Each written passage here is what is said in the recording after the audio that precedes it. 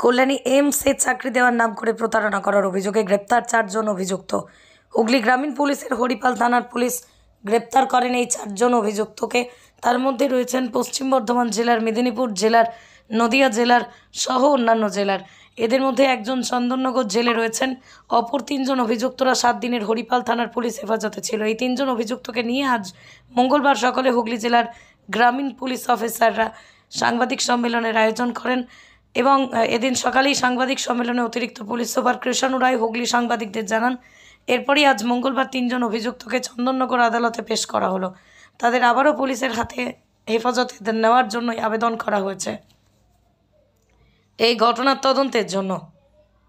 খবরটি ভালো লাগলে চ্যানেলটি ফলো সাবস্ক্রাইব করে পাশে থাকুন। আপনারা দেখছেন খবর আরামবাগ, যে কথা কেউ বলে না, আপনার পাশে, আপনার সাথে।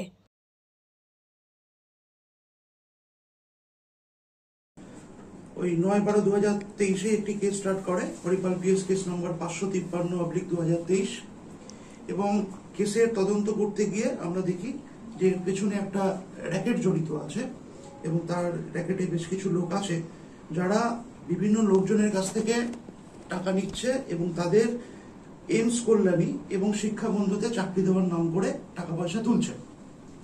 আসে এই খবরটা পাওয়ার পরে আমরা এর পেছনে কারা কারা যুক্ত আছে তাদের খোঁজ শুরু করি।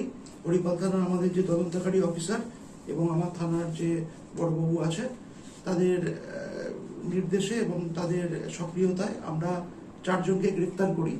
4 জনের মধ্যে 3 জন এখনো আমাদের পুলিশ কাস্টাডিতে আছে এবং একজন জেল কাস্টাডিতে আছে। 4 জনকে অ্যারেস্ট করি এবং জানতে পারি যে এরাই এই দুটো সংস্থায় অর্থাৎ এইমস কল্যাণী এবং শিক্ষা বন্ধুতে চাকরি দেওয়ার নাম করে বিভিন্ন জায়গা থেকে প্রচুর পরিমাণ টাকা তুলেছে এবং অ্যারেস্ট করার পরে এদের কাছ থেকে জানতে পারি যে আরো কিছু লোক এর পেছনে যুক্ত আছে। আমাদের তদন্ত এখনো চলছে। আমরা এর পেছনে আরো যারা যুক্ত আছে তাদের আমরা ধরার চেষ্টা করছি এবং এই তদন্ত চলাকালীন আমরা বেশ কিছু জিনিস এখনো অবধি সিজ করেছি এবং একটি গাড়ি সমেত কিছু ডকুমেন্টস, কিছু জাল দলিলপত্র, এগুলো আমরা অলরেডি সিজ করেছি এবং আমরা তদন্তের মধ্যে আরো যারা যুক্ত আছে এবং আরো যেসব জিনিসপত্র আমরা উদ্ধার করব সেগুলো আমরা পরবর্তী ক্ষেত্রে আপনাদের জানিয়ে দেব। আমরা যে 4 জনকে অ্যারেস্ট করেছি সেই 4 জন হচ্ছে বাপ্পা রাউত, একে আমরা নরেন্দ্রপুর থেকে অ্যারেস্ট করেছি। দীপক দাস, সে এখন জেল কাস্টাডিতে আছে, তাকে আমরা দুর্গাপুর থেকে অ্যারেস্ট করেছি এবং বাসার হ্যাপি এবং সুপ্রিয় বিশ্বাস, এদের আমরা চন্দননগর থেকে অ্যারেস্ট করেছি।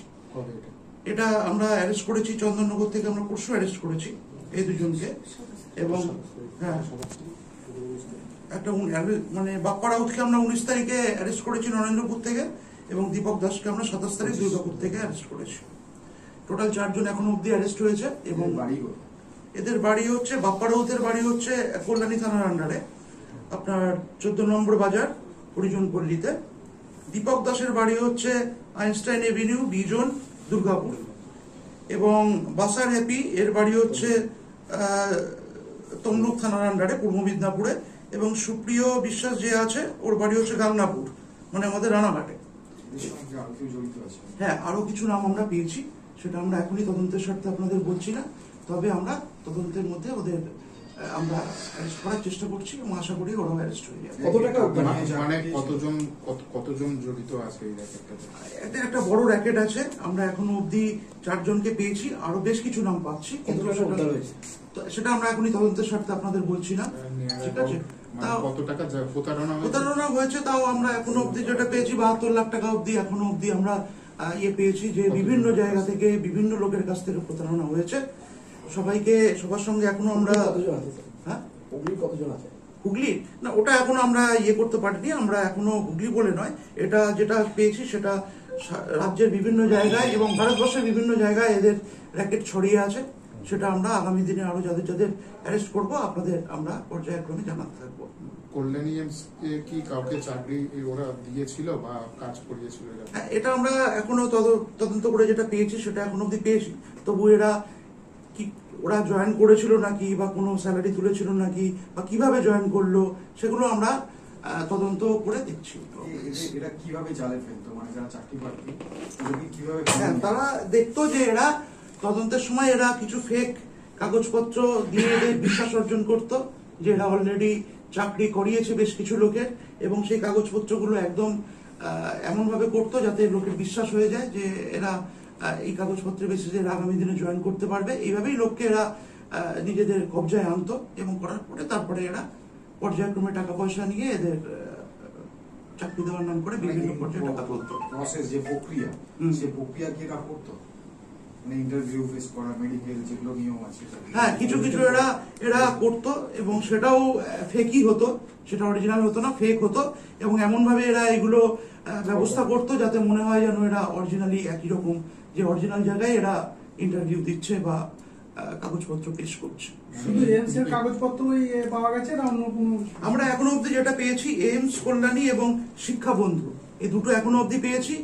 এছাড়াও আর কিছু কোনো জায়গায় এরকম চাকরি দেওয়ার নাম করে আর কিছু হয়েছে নাকি সেটা আমরা তদন্তের মধ্যে দেখছি। টাকাটা ওরা কি ক্যাশ নিত না অনলাইনে? বিভিন্ন ভাবে নিত, এটা শুধুমাত্র ইয়ে নয়, বিভিন্ন ভাবে নিত, এবং কি কি অ্যাকাউন্টের মাধ্যমে নিত সেগুলো আমরা তদন্ত করে দেখছি। মানে অ্যাকাউন্টে লেনদেন হয়েছে? হ্যাঁ, কিছু হয়েছে, সবই হয়েছে, অ্যাকাউন্টে কম কিন্তু ইয়েতে বেশি হয়েছে।